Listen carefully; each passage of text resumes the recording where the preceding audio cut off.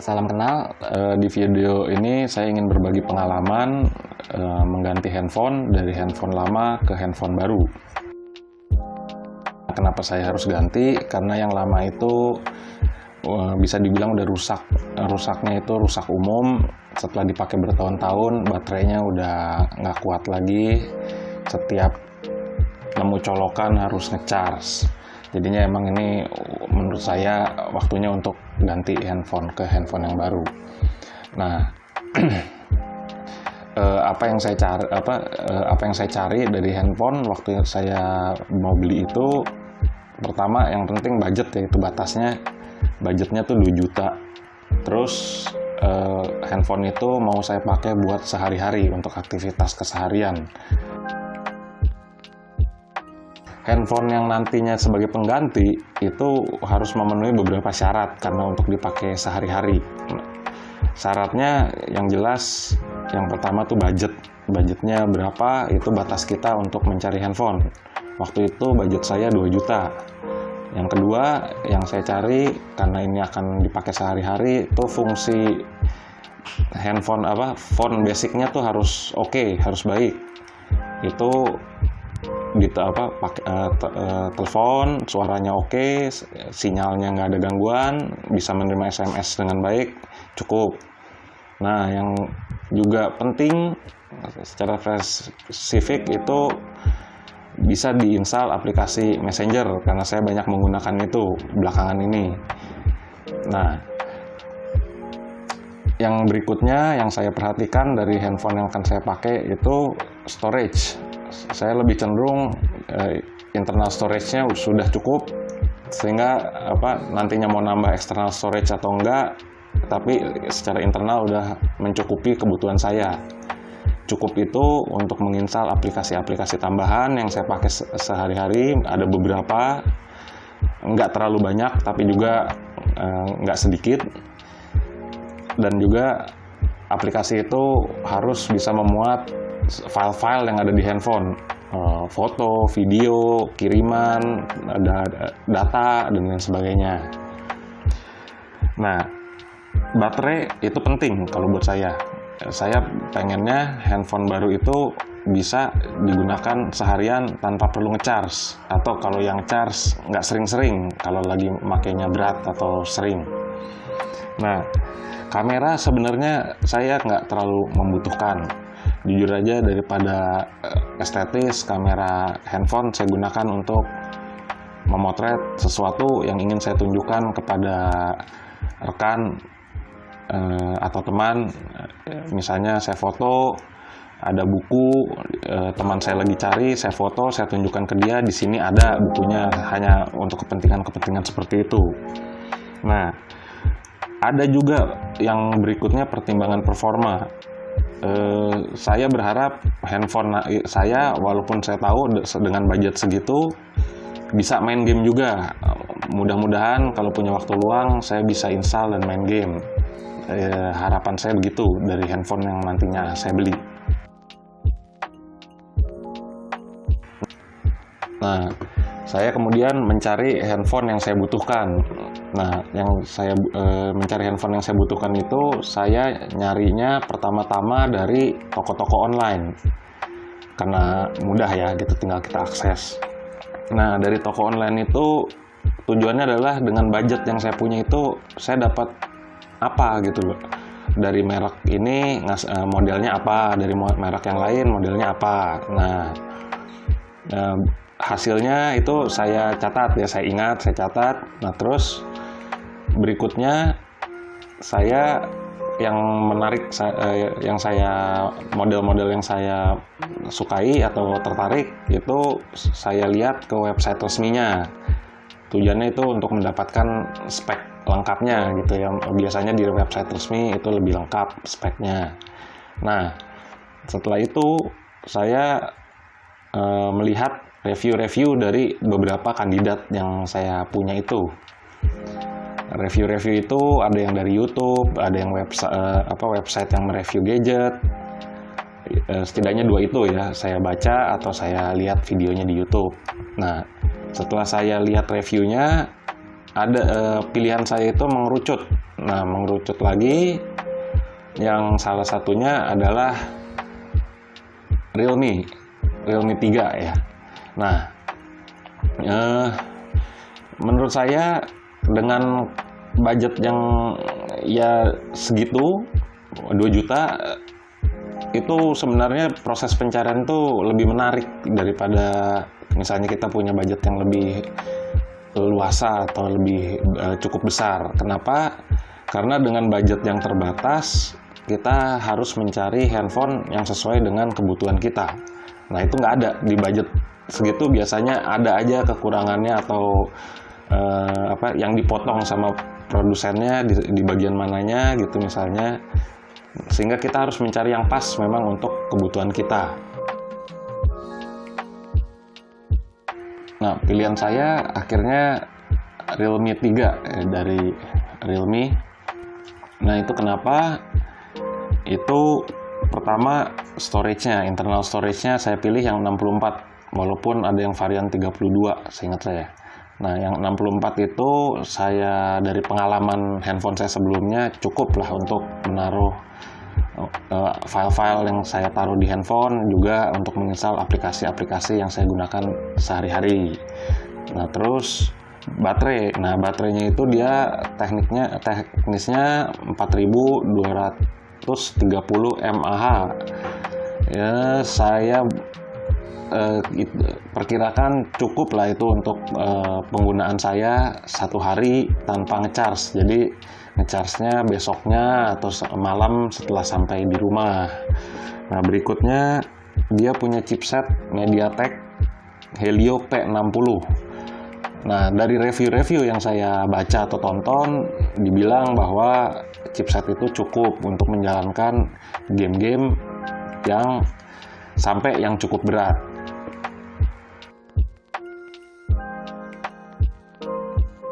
Jadi saya putuskan untuk membeli Realme 3. Nah, Realme 3 tuh box yang saya dapat ini.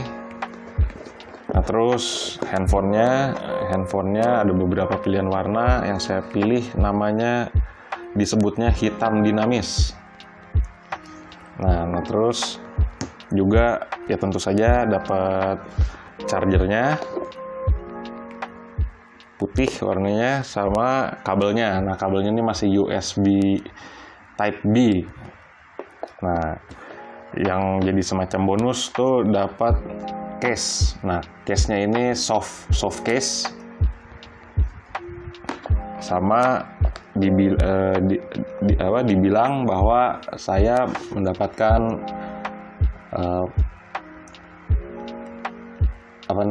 screen protector.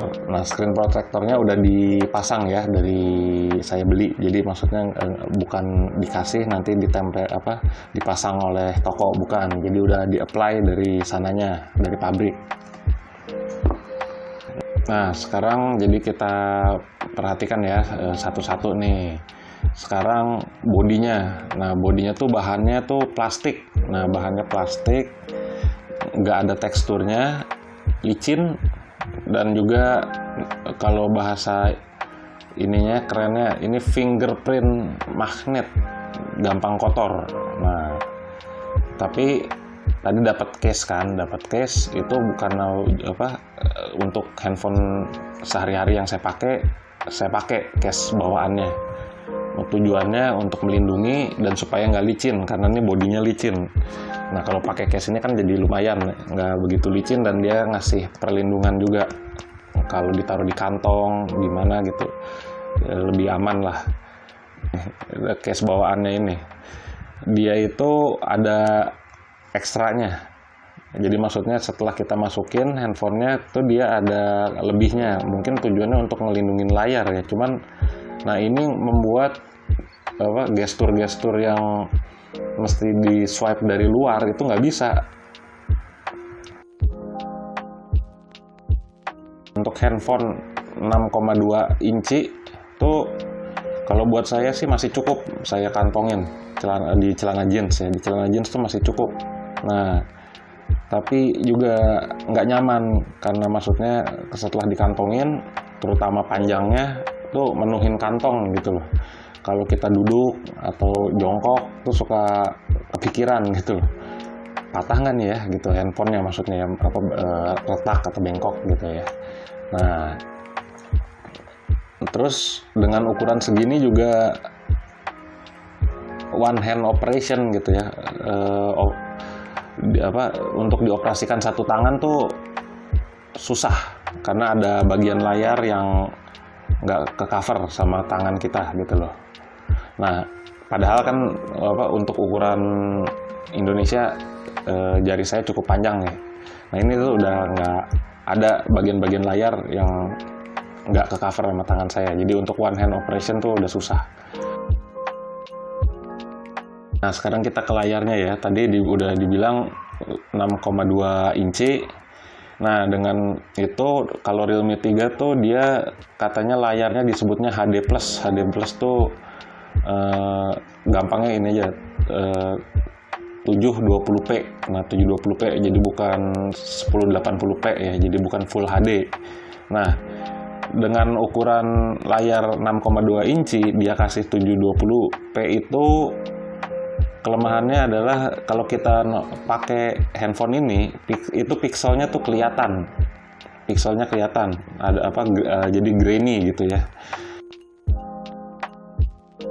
Nah, kalau orangnya tuh udah biasa dengan perangkat-perangkat yang resolusinya tinggi gitu, Full HD atau apa, nah itu ngeganggu karena kalau kita baca, kita nonton video atau apa di handphone ini ya pixelnya kelihatan gitu. Nah, tadi kan udah disebut emang kita dapat dari paket penjualannya tuh screen protector kan, anti gores. Nah, ya saya biarin aja, nggak saya lepas-lepas. Tujuannya untuk ngelindungin. Nah, tapi setelah saya perhatikan handphone saya ini itu anti goresnya itu udah tergores. Nah, sekarang kita masuk ke dalemannya.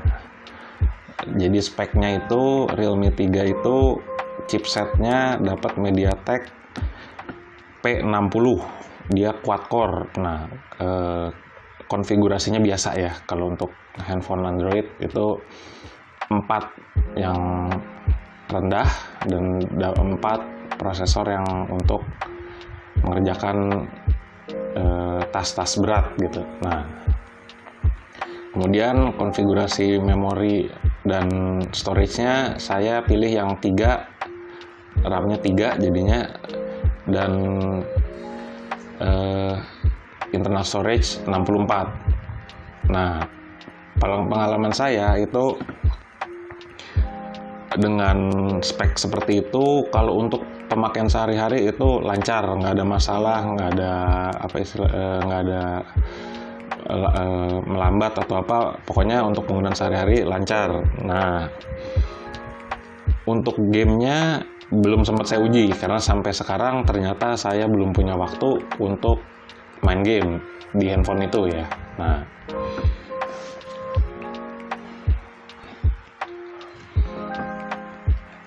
kemudian juga ada yang saya temukan nih kalau dari sisi penggunaannya, yang tadinya saya pikir mungkin karena RAM-nya cuma 3 GB kali gitu, tapi nanti ternyata saya menemukan jawabannya atau kemungkinan jawabannya itu kalau multitasking dari satu aplikasi pindah ke aplikasi lain, balik lagi ke aplikasi yang tadi udah kita buka, seperti itu ya, atau beberapa aplikasi begitu ya, bolak-balik begitu, itu dia suka nge-refresh aplikasi yang lamanya itu.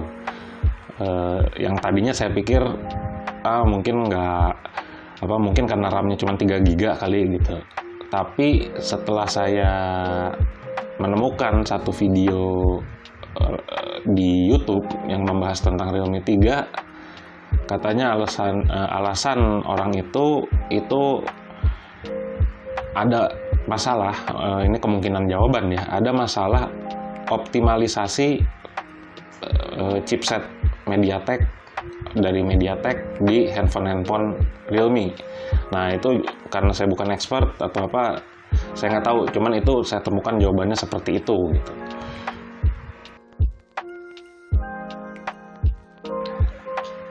spek berikutnya itu dari sisi software, OS-nya ya, OS yang dipakai Realme 3. Nah itu disebutnya Color OS 6, basisnya itu Android 9 atau Pie. Nah, saya nggak bisa komentar banyak tentang OS, tapi yang jelas ketika waktu pertama kali saya pakai dari sisi user interface-nya ya, berarti ini Color OS-nya itu buat saya nggak familiar, nggak begitu suka, dan karena itu saya segera ganti dengan setting yang lebih familiar dengan saya.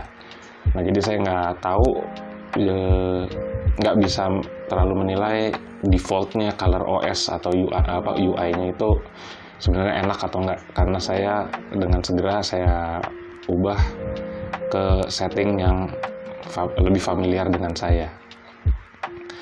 Nah, kalau pengalaman saya dengan baterainya itu seperti tadi sudah disebutkan, secara yang teknisnya itu dapat 4230 mAh, itu untuk penggunaan saya itu bisa dipakai seharian. Jadi ngecharge itu malam ketika saya sudah sampai rumah atau besok gitu. Besoknya saya baru ngecharge. Jadi seharian itu aman. Banyak yang saya lakukan, buka-buka medsos, nah terus kadang ada nonton videonya di situ atau mendengarkan musik. Dan itu masih cukup untuk penggunaan saya. Cuman nggak tahu kalau penggunaannya lebih berat untuk misalnya di hari-hari saya main game atau apakah masih cukup juga seharian. Saya rasa masih ya, kecuali main gamenya intens atau lama. Nah, yang saya dapatkan dari video-video review itu katanya layarnya yang memang cuman HD, bukan Full HD, itu membantu menghemat baterai. Jadi yang layar 720p itu membantu menghemat baterai.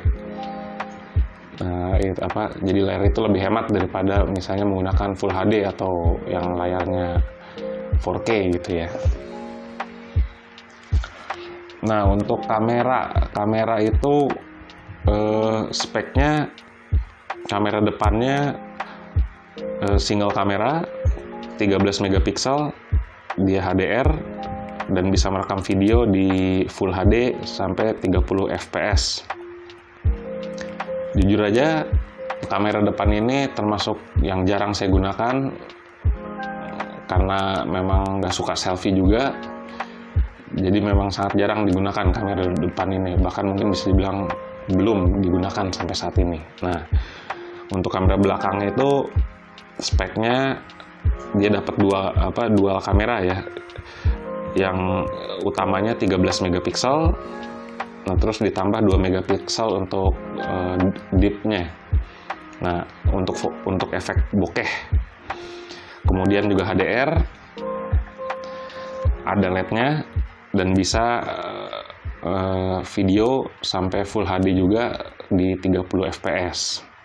Nah, pengalaman pemakaian ini pendapat subjektif banget karena saya memang nggak ngerti fotografi atau apa. Tapi untuk foto-foto sampai yang seperti saya katakan di awal, untuk keperluan praktis, untuk memotret sesuatu, menunjukkan ke teman-teman kita, ke rekan kita, itu cukup sesuai dengan kebutuhan saya. Bahkan untuk saya, foto-foto kemudian diupload ke media sosial juga masih oke. Tapi kalau sudah mulai profesional sedikit, nah ini di kerjaan saya sempat dapat tugas untuk mendokumentasikan suatu acara gitu ya. Wah, itu untuk yang cukup profesional seperti itu saya nggak puas, hasilnya nggak puas. Cuman dari awal memang juga yang saya cari untuk keseharian juga memang budgetnya adanya demikian, saya cukup puas dengan kameranya secara overall.